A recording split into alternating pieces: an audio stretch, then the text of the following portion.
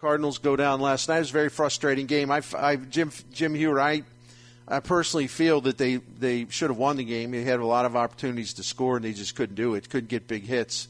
They wasted abundant number of opportunities to score after they had taken a 2-1 lead, and Jordan Montgomery then gave up a couple solo homers, so they're down 3-2, and that's how it ended. Even though the Cardinals, again, man, had 8th and 9th inning. They had 2 runners on both of those innings and just couldn't get through. 1 for 9 with runners in scoring position.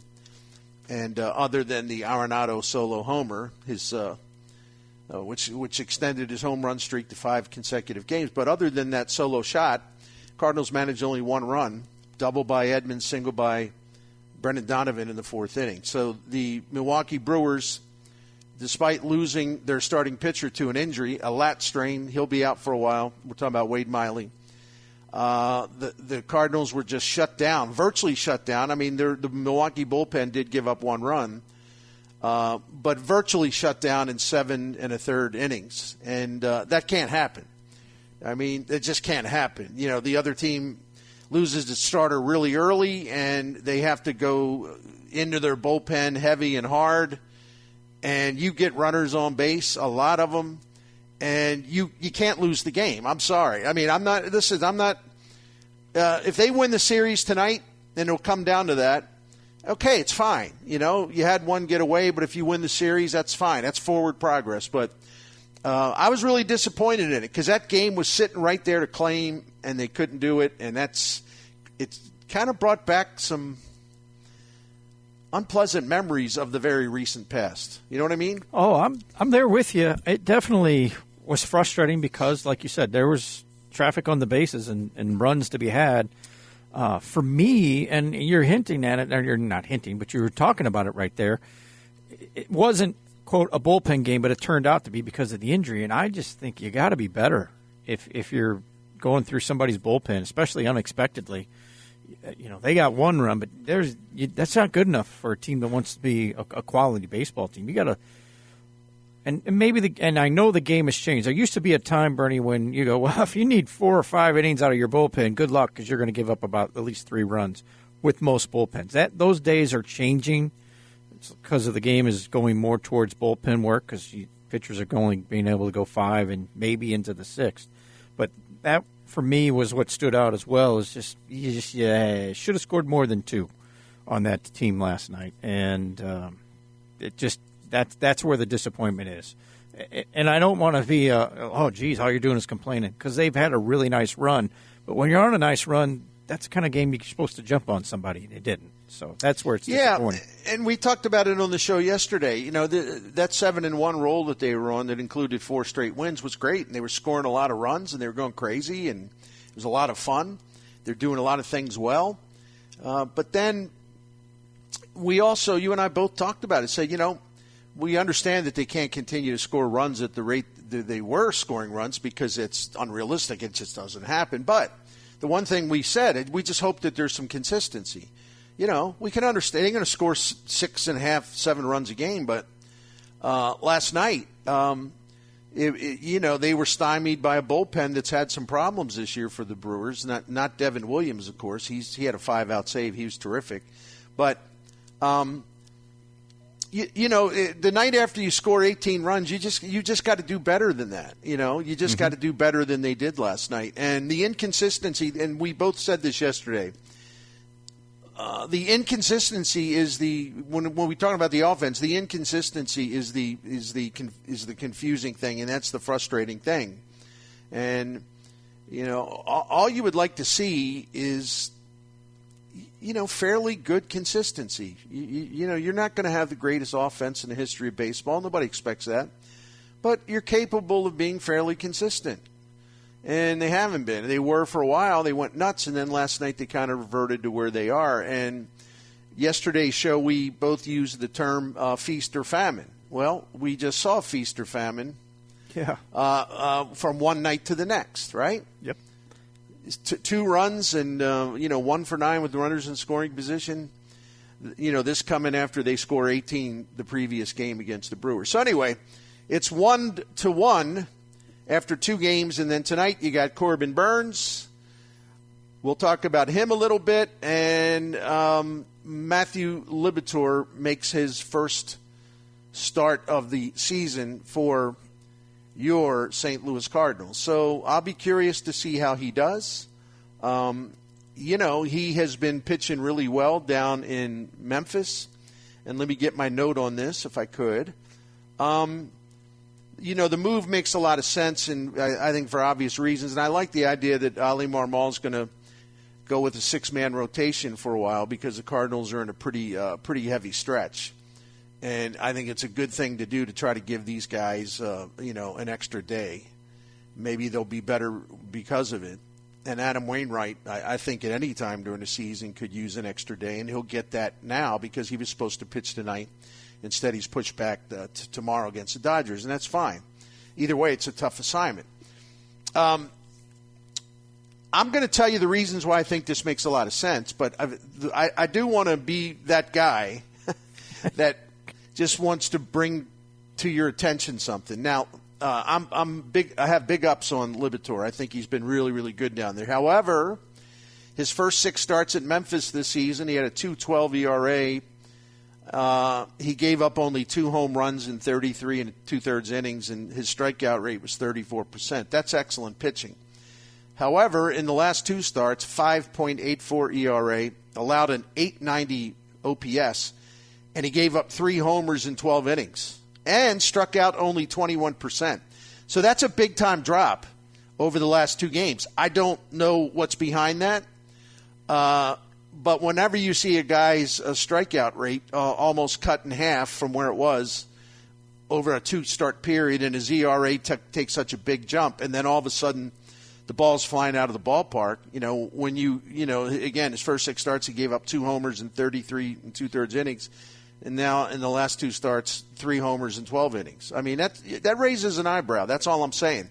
So I'm curious to see what's up. I want to see if that was just kind of a little bit of an aberration that he just flat out didn't pitch well. There's no real reasons behind it. All pitchers have games like that.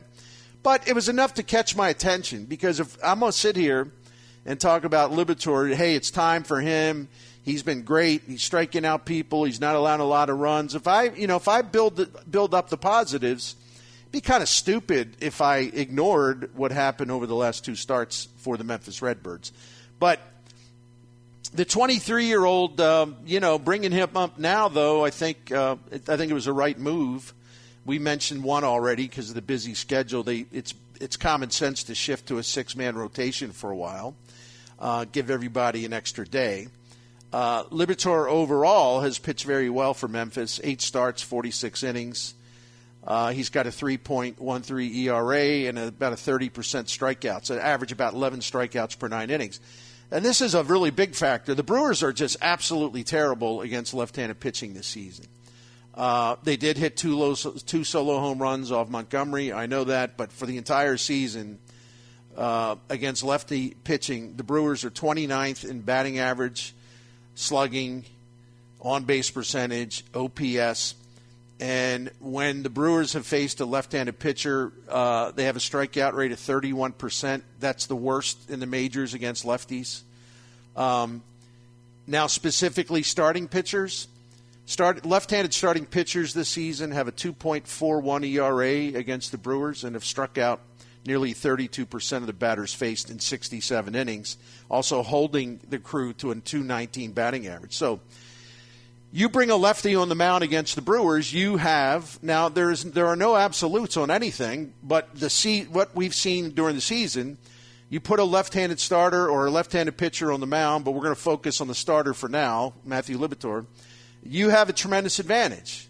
Again, doesn't mean they won't light him up tonight. I don't know. Again, those last 2 starts at Memphis are a little troublesome. But the Brewers are just totally inept. And, they signed Darren Ruff hoping that he's got something left in him. And, they brought him in to try to counteract their weakness against left-handed pitching. But the Cardinals, Liberatore, don't forget Liberatore, last season, it was his second major league start. He pitched 5 scoreless innings against the Brewers, and the Cardinals won that game 8-3. So the move makes sense for a lot of reasons. And the other thing, it's about dang time the Cardinals start to try to get a positive return on that depressing trade that sent Randy you-know-who to Tampa Bay. Liberatore's got a 5.97 ERA in 35 innings in the big leagues. Arizarena as a major league hitter for Tampa Bay, not that little bit where Mike Schilt didn't play him in September because, of course, the Cardinals had like the all-time great outfield out there.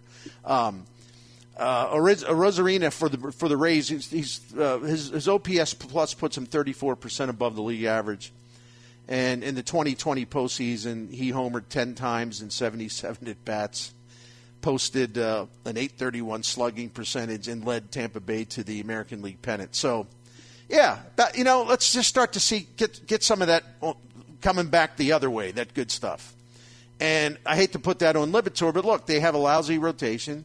He's been showing that he's more and more primed to become a really good big league pitcher. And, what a wonderful opportunity it is for him because he comes up big tonight and, holds the Brewers down. Cardinals score a few runs off Corbin Burns, 3 or 4 runs, 5 runs overall, not on against him, but the bullpen as well. Because remember, the Cardinals, if they can get Burns out of there by working him around as far as taking a lot of pitches per at bat, things like that, grinding out really good at bats. Milwaukee's going to have to tap into that bullpen again, and I don't think Craig Counsell wants to do that. So this is a big opportunity for Libby, and I hope he comes through. I like the guy. I think to a large extent he's been treated unfairly because people are mad at the front office for the trade that sent Arozarena away after Mike Schilt, in effect, decided Arozarena's not good. No, we don't need to play him in September. So and then when Arozarena recorded that locker room celebration when they beat Atlanta in Game 5 in the NLDS, had Schilt, screaming at all kinds of profanities and everything. That was it. That sealed it. That sealed it. I can't manage him. It's just not my kind of guy. I can't manage him, Mo. So Mo made the trade. The rest is history. So that doesn't mean Liberatore can't be a really good pitcher for the Cardinals. I hope he is. And it's not his fault that the Cardinals made a dumb trade, but he can do something about it. And the fact is, he's been in the minor leagues, but he's only 23 years old still, all right? This ain't like some 29-year-old fringy guy. He just hadn't pitched all that many innings, not even in the minor leagues. So he's about to come into his own. We'll find out if that's true. I'm excited to see what he does tonight, Bernie. I really am. And I've been watching, and like you said, the numbers haven't been as good the last few times around, but at some point you have to give a guy an opportunity to see what he can do up here. And because he improved over the offseason. All right, let's see what your next move is here.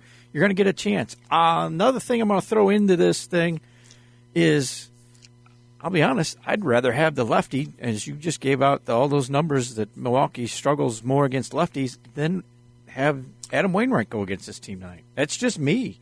Of course. It's not, and I'm not going to sit here and say, oh, you're down on Adam. Look, if you look at the 2 starts with Adam, good for 4 innings, and then he's getting lit up in the 5th. I don't know that I want that tonight. Let's see what the left-hander can do. Here's my policy on Adam Wainwright. This is his hero tour, his farewell tour. He's, in my opinion, the second greatest starter in the history of the franchise. Mm-hmm. He's been a mainstay. He's been a hell of a citizen. He's been a really good leader. There's many things to love about him. But the Cardinals are in a somewhat dire position. They still have even despite their little role that they've been on, they still have the worst record in the National League. And they got the best team in the National League coming in here Thursday to play a 4-game series. This isn't about Adam Wainwright's feelings. It's really not about anyone's feelings. You give your team the best chance to win because you're obligated to do so. And we see Cardinals managers through the years make accommodations. You can't make accommodations. Well, that's Waino. That's our horse. That's our guy. He's one of the all-time great. That doesn't mean you start him against the Brewers, a team that's hammered him pretty good here in recent times. So I think we as a group, whether we be media, which ain't going to happen, by the way, except for maybe me and a couple others, but whether we be media, we be fans, we need to understand something. You got to separate the personal feelings that you have for Adam Wainwright, all positive, and you have to separate the fact that he's in his final season, and you have to separate the fact that it might be a long time before we see anyone like him again on a mound for the Cardinals. You have to separate all that and just remove it and focus on the most important thing, which is winning ball games, Yep. So, and I say that, Jim, because you do what I do. And, I'm kind of sick of it. I'm only speaking for myself. I'm not taking a shot at you. No. But we all do this, which is like, well, I don't want to say anything bad about Adam Wainwright. Well, if the Brewers are clobbering him as they did last year, mm-hmm. and he hasn't been good in his first 2 starts, not at all, no one has to apologize for saying, number one, he really wasn't real good in those first 2 starts. In fact, he was bad. And number 2, the Brewers have been a really bad matchup for him. You don't have to apologize for saying that. I mean, I don't understand the spell that he has on not only the media, 95% of it, but just people in general. You can love Adam Wainwright, but you can also, when he stinks, you can say, well, he stinks. I just never understood this. Why there's, anytime you want to talk about facts, stats, and analysis that are supported by numbers, you have to feel like you're ashamed for saying he's not that good, if that's what it is at this particular time. You know what I mean? Oh, I'm there with you. No, there's no need to apologize. None of us. I go back, and I said this to you. I don't know if I said it on the air. May have. I was listening to his last start Friday, and I was listening to the Red Sox broadcast. I was driving in my car, and they were talking about Adam, and they were like, 4th inning. He's like, yeah, he's kind of lost it here in the 4th inning. He's been really good. And they pointed out, his last start, he did the same thing. And then the 5th inning, they were just shooting rockets off his bat, and he got a couple outs, but he was giving up runs. And they eventually just said, I don't know what Oli Marmol's thinking here. He shouldn't be in the game anymore, basically. And I was like, yeah, welcome to being a Cardinal fan, and welcome to seeing how the Cardinals handle Adam Wainwright. They finally moved him on, but it took too long for them to make that decision. Hey, we got to get him out of there. I know they want to get him 5, and I know they're trying to get wins so he can get to his mark, but it was getting rough that night, and I don't want to see that happen tonight. You need to win tonight. You need to win the series. Yeah, they do. So, I think any matchup right now, until we see that Wainwright's got some stuff that he can hold for, he can good stuff that he can take through 5 innings without like the 4th or the 5th inning sort of imploding on him. Until we see that he can do that, he can carry a good start or good stuff through 5 innings at least. Mm-hmm. We can't assume anything, and we have to assume that maybe you can't really count on that. But it's only 2 starts, so obviously he needs a little time. But no, I said running my big mouth, but I meant it, and I still do. Little did I know that the Cardinals would create their own problems with Marmol doing the attack dog thing on O'Neill, and then of course the Wilson Contreras lunacy. But I said one of the biggest problems, and I didn't say challenges, I said problems. One of the biggest problems that potentially, maybe the biggest problem potentially Oli Marmol would have this year is managing Adam Wainwright, because he can't separate the ceremony and the place in history and all that. He can't. So now I have no reason to believe he can separate those things from the actual pitching performance here in the year 2023. He just. I got to see that he's actually capable of separating the two. I right now I have very little confidence that he can, and that's a shame, because his job is to win. His job is not to be the master of ceremonies for Adam Wainwright. That's right on. That's 100%. But you say that in this town, you're Beelzebub or Satan or whatever. I mean, it is like one of the most bizarre, almost cult-like things I've ever seen. It's just, it's okay to tell the truth sometime. You don't have to pound on the guy. You don't have to be mean-spirited. You don't have to rip him just to be in a gratuitous way. But really, can we be adults? That's all. Can we be adults? And just tell the truth. That's what I'm going to start calling this show, by the way. Tell the truth. I remember the TV show. With Bertie Miklasz here on 590 The Fan. Oh, that guy's out of control. He was ripping everybody. Hey, why is he so angry? I'm not angry at all.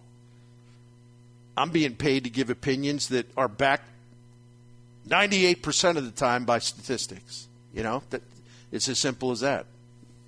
But in St. Louis, that does make you like one of these people that are featured on that, like on the ID channel, like about evil people, or and just these serial killers or whatever. Yep. If you dare mention Adam Wainwright's like statistics and suggest that he hasn't been good, you are one of the serial killers you can see on the ID channel.